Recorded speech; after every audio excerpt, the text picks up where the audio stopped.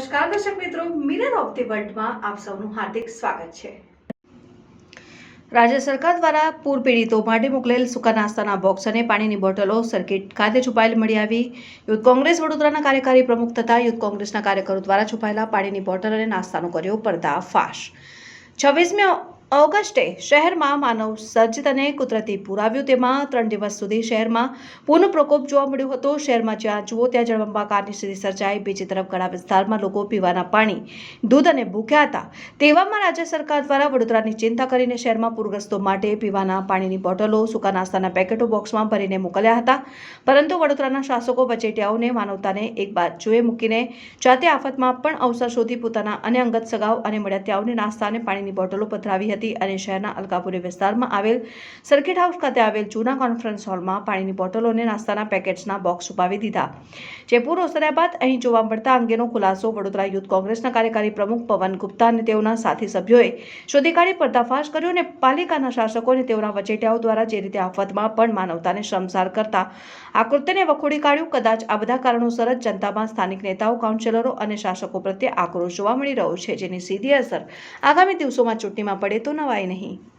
વડોદરા શહેરના અંદર 26, 27, 28 એ 72 કલાક એ વડોદરાવાસીઓ માટે એટલા કપરા સમય હતા કે જેમાં વરસાદી આફત, પૂર એમના પર પ્રકોપ કરી રહી હતી। એવા પ્રકોપના સમયે વડોદરાવાસીઓની એવી આશા હતી કે વડોદરા મહાનગરપાલિકા એમની મદદે આવશે। આપણે સૌ જાણીએ છીએ કે વડોદરા મહાનગરપાલિકા એમની મદદે તો આવ્યું નથી, એમની મદદ કરવામાં સદંતર નિષ્ફળ રહ્યું છે। પરંતુ એનાથી મોટી શરમની વાત તો એ કહેવાય કે વડોદરા કોર્પોરેશને આ મુસીબતને, આ આફતને અવસર બનાવવાનો કોઈ પણ પ્રયાસ છોડ્યો નથી। વડોદરા શહેરમાં સરકાર દ્વારા પાણીની બોટલો અને સૂકા ચવાણાની વ્યવસ્થા કરવામાં આવી હતી કે જે પૂરગ્રસ્ત લોકો, જે પૂર અસરગ્રસ્ત વિસ્તારો છે એનામાં વેચવામાં આવે, જેના કારણે 2-3 દિવસ તક જો એ વિસ્તારમાં પાણી ન ઉતરે તો આ સૂકા ચેવડાના કારણે એકવાર 2-3 દિવસ તક પોતાનું ગુજરાન ચલાવી શકે। પરંતુ વડોદરા શહેરના કોર્પોરેશનમાં બેસેલી જાડી ચામડીના અધિકારીઓ, એ જાડી ચામડીના અધિકારીઓએ આ આપદાને અવસર બનાવીને સરકાર તરફથી આવેલી સહાયો, પાણીની બોટલો, ચવાણું, એ સમગ્ર વસ્તુઓને વડોદરા શહેરના અલકાપુરી સ્થિત સર્કિટ હાઉસના જૂના કોન્ફરન્સ હોલના અંદર લોક મારીને મૂકી દીધું।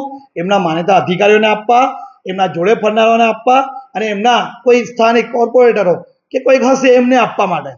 જ્યારે આજે અમે સ્થળ પર આવ્યા, સ્થળ પર આવીને અમને આ વસ્તુની જાણ થઈ તો વડોદરા શહેરના એક ડેપ્યુટી મ્યુનિસિપલ કમિશનરને કોલ કર્યો।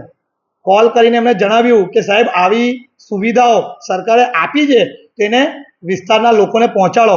મને ડેપ્યુટી કમિશનર તરફથી જવાબ મળ્યો કે મારો આ ડિપાર્ટમેન્ટ લાગતું નથી ને મને ખબર નથી।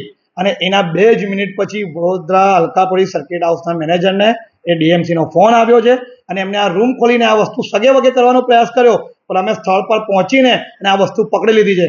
એટલે કે કોર્પોરેશને જે ચોરી કરી છે એ સત્ય છે, એ એક ફોનથી અમને સાબિત થઈ ગયું। અને આ હટાવવા માટે જે એમને તડામાર તૈયારીઓ કરી અને અમે સ્થળ પર પહોંચી ગયા અને એમની ચોરી પકડી લીધી। વડોદરા શહેરમાં આવા તો અનેક સહાયો સરકાર તરફથી આવી છે, જે આ વડોદરાના જાડી ચામડીના મગરના સરકારમાં બેસેલા લોકોએ એમના પાસે મૂકી રાખી અને વડોદરાની જનતાને મરવા છોડી દીધું છે। આવનાર દિવસોમાં આ વસ્તુ જરૂરિયાતમંદો તક ન પહોંચી, આ પાણીના બોટલોનો યોગ્ય હિસાબ ન થયો તો જવાબદાર અધિકારીઓ અને સત્તામાં બેસેલા તમામ લોકો સમક્ષ મોરચો ખોલવામાં આવશે અને રાજીનામું જવાબદાર અધિકારીનું માંગવામાં આવશે।